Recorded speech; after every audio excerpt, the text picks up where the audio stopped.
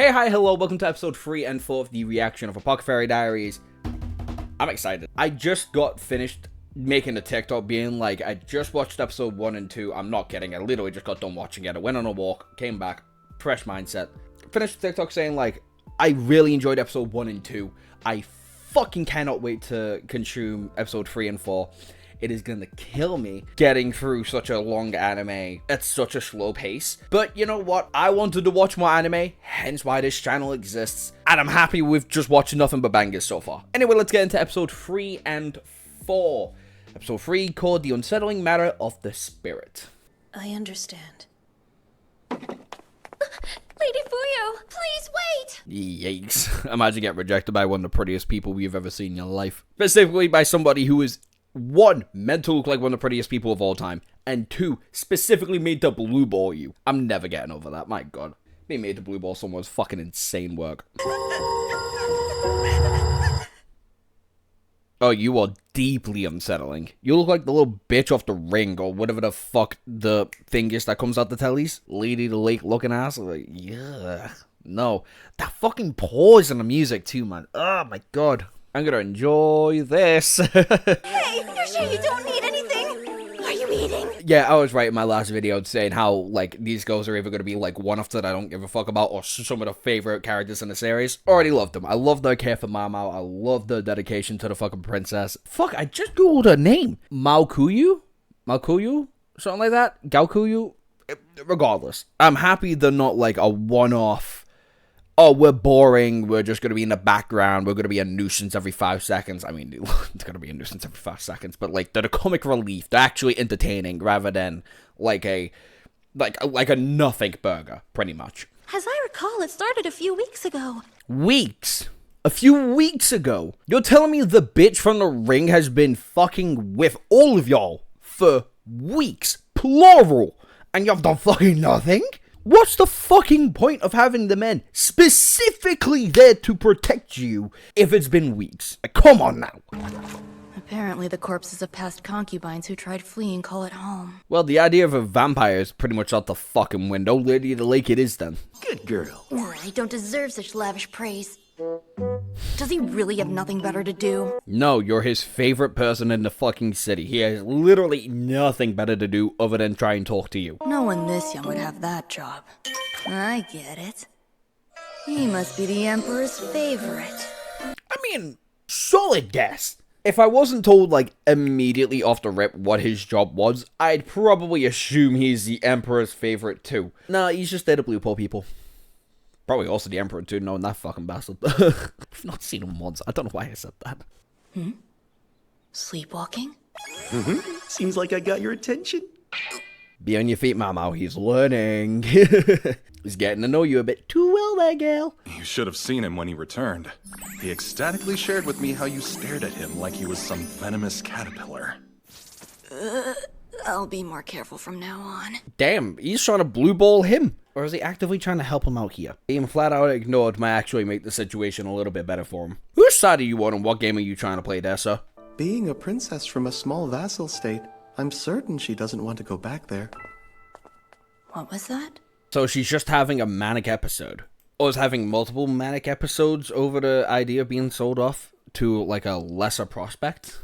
So she's sleepwalking on top of the wall, causing, like, a bunch of incidences during the castle? What? Could it be that the courtesan didn't want to be sold? So this woman's going around sleepwalking on top of the castle walls entirely because she both does, 1, not want to be sold, 2, because of stress, and 3, because she's already a dancer, so her body kind of just moves on its own. This is the funkiest form of sleep dance I've ever seen in my life, other than, like, the dancing plague, which is, again, caused by hysteria. So she's having sleepwalking because of hysteria? Yeah, my head's gone. Yeah, I'm not gonna lie, Maomao. It's gone. You blow me away. I can tell. Something must be wrong. Okay. I like how even the princess is, like, invested in Maomao. Maomao, I'm saying Maomao, is, like, personal health. I think I said this last episode, how, like, the princess has, like, a small group of people that she can not only trust, but that she can, like, actively look after and care for in the same way they're meant to do for her. So actually showing interest in Maomao's health and security and everything about that, and even noticing, like, the small things is, like, such a cool thing we don't get to see from princesses, like, almost ever. There's, like, the odd occasion where the princess has to give a fuck, but that's because, like, she's the last of her people, or, like, she's forced to care about them through the circumstances of, like, she needs to get back to her people, or some stupid shit like that, right? Here, it's just, like, she's in charge. She doesn't need to give a shit. She does give a shit. She's empathetic, and she's gonna notice the small things because she's a good person. I like this. This is not something you get to see every day. I kind of enjoy it a lot. The one she wanted showed up, and he bid for her at half the price. They wanted to be together, but the man lacked the silver, and the woman still had time left on her contract. Oh, so she's faking it? That feels like it's, like, a dangerous game to play there. If she's faking it to find a deal with somebody who's actually gonna pay for her in this kind of circumstance, yeah, wow, that's a risky fucking game just to get out of a, like, this kind of kingdom and civilization. Wanna walk any slower? Fuck me. Muzon has made a quicker pace to get somewhere than you go. Get her moving a little bit quicker. The battle took place in the east. It's curious. The ghost. Do you remember where she danced nightly? The Eastern Gate. She was probably wishing for a safe return. Still, though, it's speculation. God, I really wish I could commentate on the situation, but it's so ancient history level fucked that I can't really insert any real commentary about it, right? Because that's also heavily implying, like, the ruler might have had his way with her before she was able to go off with this guy. Which is, again, still fucked. But even then, leading to all the hints, the lying, I feel like there is a deeper message here that I'm just not understanding, and it's kind of driving me up the wall that I'm not able to see what the fuck it's telling me. Like, oh god, yeah, I feel like this is gonna be an episode I need to rewatch on my own term, like, really digest every, like, nook and cranny that it's trying to tell me, unless it's gonna come up, like, this same idea is gonna come up again, like, a later episode, which it might have to, knowing the time period. Yeah, no, this episode just makes me feel really dumb. We still have, like, 5 minutes before the episode ends, but that could just be leading to, like, next episode. It said love has the power to make a woman more beautiful. I wonder what sort of medicine it would make. Okay, never mind. I don't think I'm a dumbass anymore. I think I get the message it's trying to show Momo and trying to show the audience as, like, a whole, right? Because obviously we're seeing it from Maomao's perspective of, like, she went from being, like, pretty much a slave to a slightly higher luxury slave. She went from, you do my laundry, bitch, to, can you help me, please? I'm a bit sick. And while, yeah, she's been done dirty by the circumstances of, like, obviously she's been forced away from her family, she's been forced to make a new one, essentially, under circumstances that are both ideal and not ideal for her aromantic ass. But this is meant to be, like, the visual conjuring of, like, okay, this is meant to be her first taste of, like, what love really looks like. I can't imagine she's, like, actually a young adult. She might be, like, 17, 18-ish here. So these might be the droplets of, like, understanding what love would look like to somebody who's in that kind of position, but then also having a conversation with the princess in the circumstances of, like, we wish we can get out of this cage. Because that's all the kingdom is, really, right? It's a massive fucking metaphorical and literal cage for everybody. The princess is being forced to bear children for the emperor to have a successor. And Maomao is just a part of, like, the chain of people that help lead to that, like, healthy causation and succession. Alongside a part of the process that helps lead a healthy city, a healthy country in the long haul. It also gives her and us a little bit of limelight in the essence of, like, she isn't the only one trapped. Because she understands it. She's settled in with the idea that she's trapped, but now she knows, oh, it's really not just me. It's the princesses. It's the point guards. It's fucking every man and woman in this facility are all trapped under this one big, really shit situation. Okay, and while some people can fuck the system and get out of it and get what they want, even without the luxuries, because let's be honest, luxuries aren't everything. Yeah, I think this is a good taster of, like, the unsettling undertone of, like, what this place really is. And I think that's a good taster and a good way to end episode 1. I have a whole, like, 30 seconds after the episode, so I don't know what the fuck it's going to show me. But if it doesn't, I'll just tell you. Where's this rumored apothecary? I have a special request. Well, I guess the Emperor wants Maomao. I don't know what the fuck that's going to mean for her, especially after the conversation about this being a giant birdcage for him specifically to bear everybody else in it, as he kind of thrives on the outside of the cage, essentially. Yeah, no, that was episode 3. Wow. That episode kind of had me all over the place, really, in terms of, like, trying to talk about it. And I know I skimmed over this fucking episode, pretty much, trying to wrap my head what the fuck it's trying to tell me. But I think I get it now. That was a good episode overall. Fillerish? Not filler, but, like, what's the word I'm looking for? It's like hollow. It's there. It's got a structure. It's got everything. It's just, if I hit it a little bit too hard, it's shattering into pieces because there's no interior keeping it together. And I think that's entirely on the basis of, like, that princess specifically. We had no real idea who she was, her relations to the god, other than the fact they were childhood friends and she didn't want to do anything with the prince, the emperor even. Yeah, overall, I think it's a good episode. It's just really missing the meat of it, and I'm thinking if we're gonna get back to that kind of topic, we need meat. We need something to really chew on, the characters to really chew on the matter, rather than anything else. So yeah, that was a good episode. Episode 4 is called The Threat. Nothing bad happened to Momo. Nothing happened to Momo. Nothing bad happened to Momo. Something good that could happen to me is you hitting the subscribe button all on notifications, because it helped me out greatly. And whilst you're down there, like and comment your favorite doctor. Who's your favorite fictional doctor? Actually, that's a banger question. Who is your favorite fictional doctor? Anime, novels, comics, TV show? Mine's probably Dr. House. God, what a fucking good show. I love House. Such a fucking prick. God, I love him. Anyway, let's get into episode 4, The Threat. This might be your idea of food, but you're serving Lady Lihua. Immediately dealing with a couple of bitches. Fucking hell.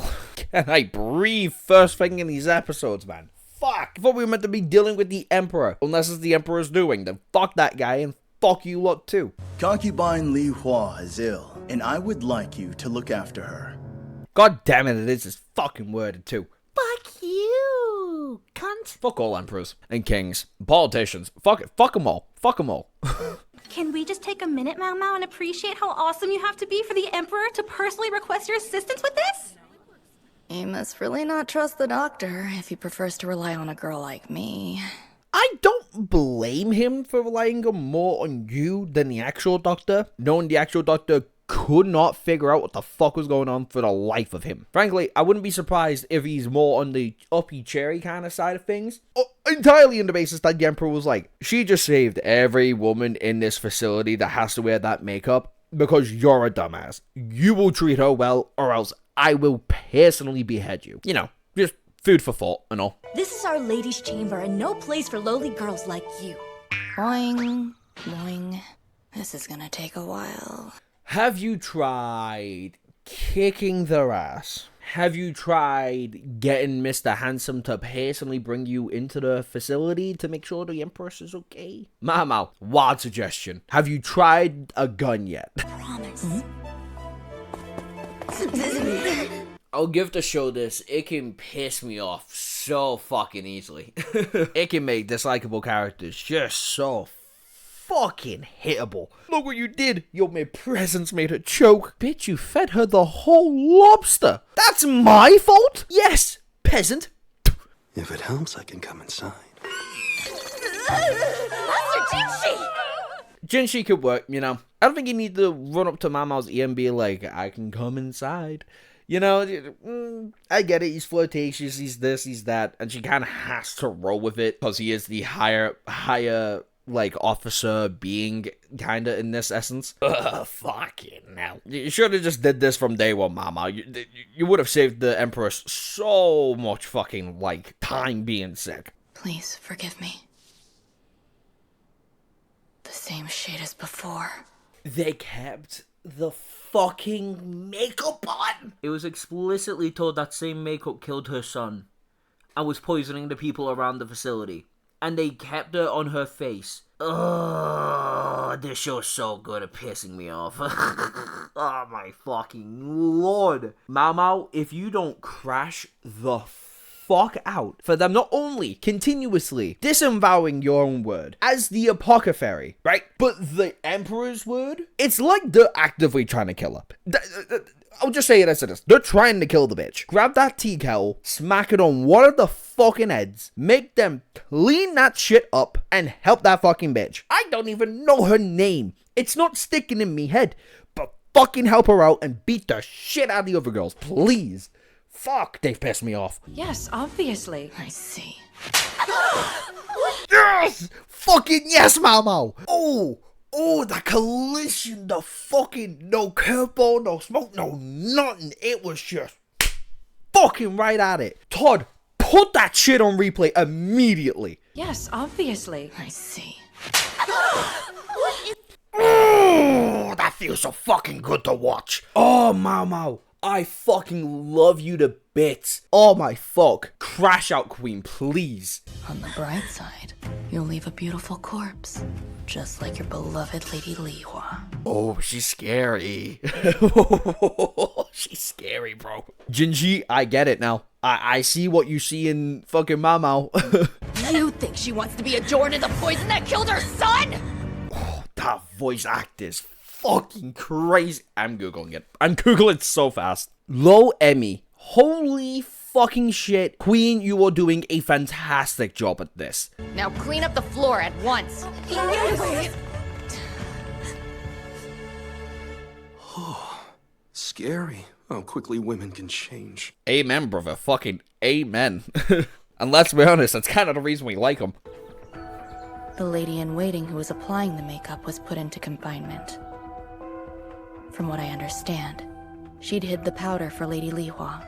Of course she did. It got fucking banned out the country. Good, she's in fucking confinement, the dumb bitch. I like this side of Mama. I like this serious, stubborn, I don't care what level of authority you've got over me. What needs to be done is what needs to be done. You're just being in the fucking way. Stay at home. Be convenient when you need to be convenient, which is not fucking now. My goodness, the incompetence of some people. He knows the way to a girl's heart. It's the considerate guys like him who become good husbands. Too bad he's a eunuch. And then there's this guy. I'm happy Bobo finally got a little bit of peace, a little bit of rest from dealing with dumb cons 24 fucking 7. Also, it was definitely him who brought it over. Like, I don't... eunuch or not, still very polite, still very lovely of him. I've been released. Since my confinement is over, I am permitted to serve Lady Lihua once again. Why? Go back to confinement. You are well defined as inconvenient. In most matters at this point, if you would just shoo, I feel like we'd all be grateful. If you could, please fetch me some water.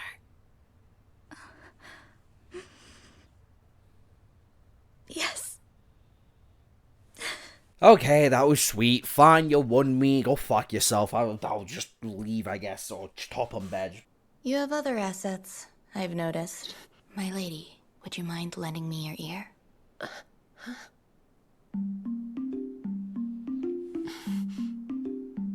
I wonder what devious shit she just asked the lady to do. Oh no. Momo, you're too tired to be doing some whack-ass shit like this. Restrain yourself a little bit.